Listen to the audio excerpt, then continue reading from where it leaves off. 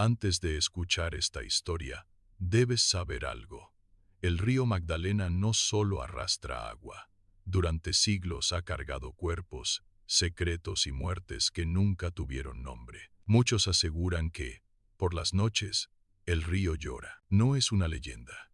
Es un sonido real que ha sido escuchado por pescadores, soldados y habitantes ribereños. Y quienes lo oyeron, jamás volvieron a acercarse al agua de madrugada. La Llorona del río Magdalena, historias reales de terror en Colombia.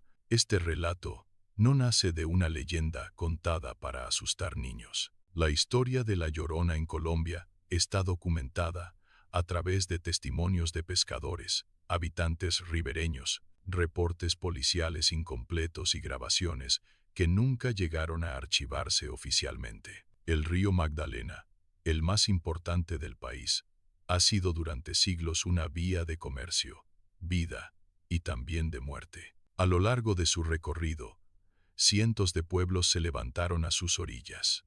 Algunos prosperaron, otros desaparecieron, y en muchos de ellos, el mismo relato se repite con pequeñas variaciones.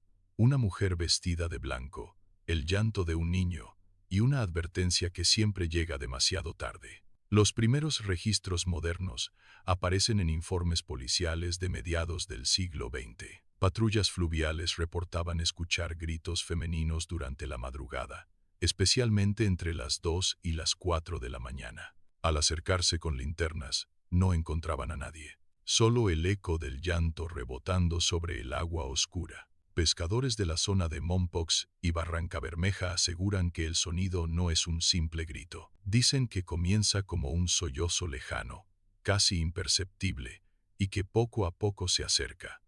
Cuando el llanto se escucha cerca, el peligro es inminente. Muchos aprendieron a identificarlo demasiado tarde. Uno de los testimonios más citados pertenece a un pescador que aceptó hablar bajo anonimato. Contó que una madrugada, mientras recogía sus redes, vio a una mujer de espaldas parada sobre una roca, justo donde el río se vuelve más profundo. Pensó que era alguien en problemas.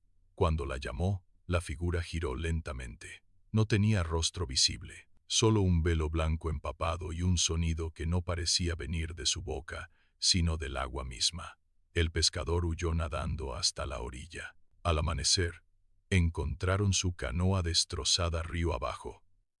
Él sobrevivió, pero nunca volvió a pescar de noche. Dijo que, cuando cerraba los ojos, seguía escuchando el llanto dentro de su cabeza. Otros relatos coinciden en un detalle inquietante.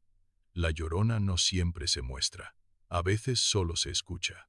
Y cuando el sonido parece alejarse, en realidad se está acercando. Varios ahogamientos registrados en el Magdalena ocurrieron en noches tranquilas, sin tormenta ni corrientes fuertes. Las víctimas sabían nadar, algunos incluso eran rescatistas. En un caso documentado en los años 80, 2 jóvenes desaparecieron tras intentar seguir el sonido del llanto, creyendo que se trataba de una mujer pidiendo ayuda. Sus cuerpos fueron encontrados días después, en zonas distintas del río, como si hubieran sido arrastrados en direcciones opuestas.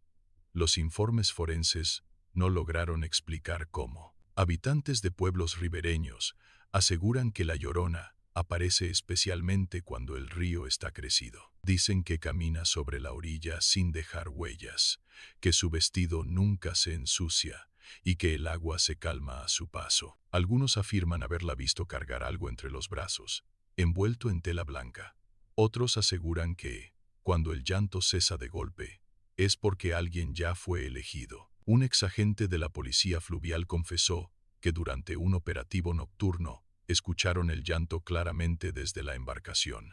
El motor se apagó solo. La radio dejó de funcionar. En la grabación oficial del incidente, solo quedó registrado un sonido agudo, prolongado, similar a un grito sostenido bajo el agua. El archivo fue clasificado como interferencia ambiental. Pero no todos creen que se trate de un espíritu vengativo. Algunos investigadores sostienen que la Llorona del Magdalena no es un alma en pena, sino una manifestación ligada al río mismo. Un eco de tragedias acumuladas durante siglos, niños ahogados, mujeres desaparecidas, cuerpos que jamás fueron recuperados.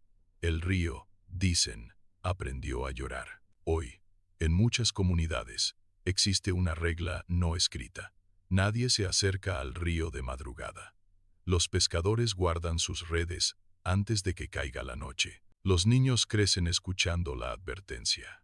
Si oyes a una mujer llorar cerca del agua, no respondas, no mires, no sigas el sonido, porque el río Magdalena no devuelve lo que se lleva.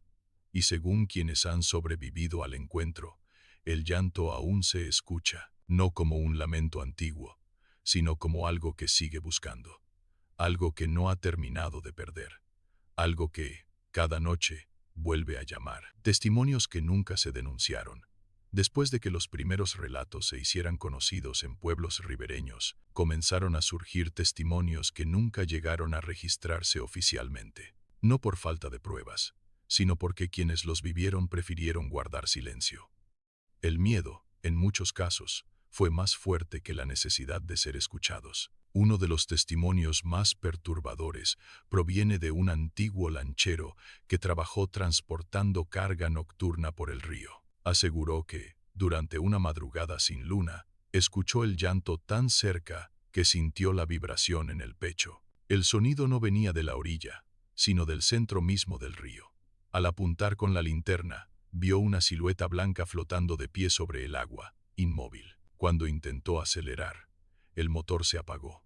En ese instante, el llanto cambió. Ya no sonaba triste, sonaba molesto. El lanchero afirma que escuchó claramente una frase, pronunciada con una voz ahogada: «Devuélvemelo». La embarcación comenzó a girar lentamente, como si algo la empujara desde abajo. El hombre se lanzó al agua sin pensarlo y nadó hasta la orilla. Cuando volvió con ayuda, la lancha había desaparecido. Nunca fue encontrada río abajo. Otro relato pertenece a una partera de un pueblo cercano a la ribera. Contó que una noche escuchó el llanto justo frente a su casa. Pensó que se trataba de una mujer embarazada en peligro. Al abrir la puerta, vio a una figura empapada, con el cabello cubriéndole el rostro. La mujer sostenía algo entre los brazos, envuelto en telas mojadas. Cuando la partera dio un paso adelante, el llanto se detuvo de golpe. La figura levantó lentamente la cabeza. No tenía ojos visibles, solo una cavidad oscura de la que seguía saliendo el sonido del agua corriendo. La partera cerró la puerta y rezó hasta el amanecer. Al día siguiente, encontró huellas húmedas que llegaban hasta su umbral, pero no salían de allí. Un testimonio aún más inquietante fue recopilado por un grupo de investigadores independientes. Un joven pescador grabó audio con su teléfono mientras navegaba de madrugada. En la grabación se escucha el llanto claramente. Luego, una segunda voz, una voz infantil.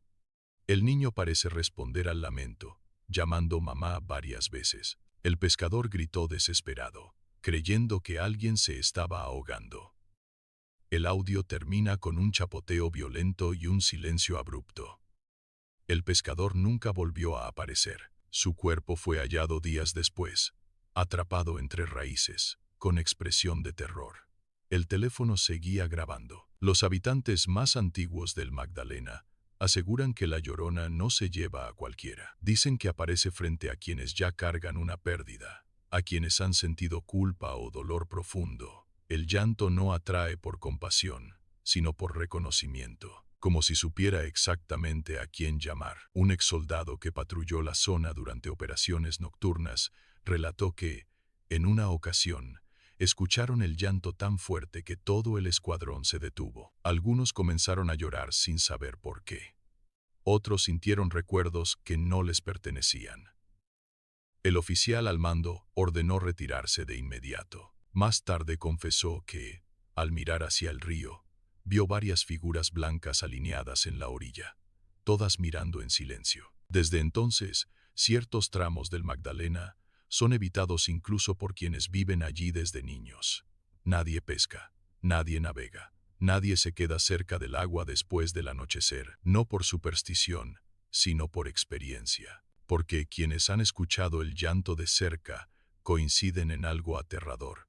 no suena como alguien que busca ayuda, suena como alguien que ya encontró lo que vino a buscar. Y según los sobrevivientes, cada año el llanto se escucha más claro, más cercano, como si el río estuviera perdiendo la paciencia, como si la Llorona todavía estuviera contando a quienes faltan. Durante años se creyó que el llanto era solo una aparición aislada, una figura errante ligada a tragedias individuales. Sin embargo, una investigación más profunda reveló algo distinto. El origen del lamento no pertenece a una sola mujer, ni a una sola historia. Pertenece al río. Archivos históricos del periodo colonial mencionan múltiples naufragios en el Magdalena, muchos de ellos cargados de familias completas, esclavos, niños y mujeres que jamás fueron registrados oficialmente. Los cuerpos no se recuperaban. El río se los quedaba. Con el tiempo, estas muertes dejaron de ser accidentes y comenzaron a formar un patrón. Desapariciones sin explicación, gritos nocturnos, poblaciones enteras que evitaban la ribera después del anochecer. Un antropólogo colombiano, cuyo trabajo fue archivado sin difusión, propuso una teoría inquietante. El Magdalena no solo arrastra cuerpos, arrastra memorias. Cada tragedia deja una marca acústica, un eco emocional que se acumula con el tiempo. El llanto sería la manifestación de esa acumulación. No una entidad, sino una suma. Testimonios indígenas antiguos refuerzan esta idea.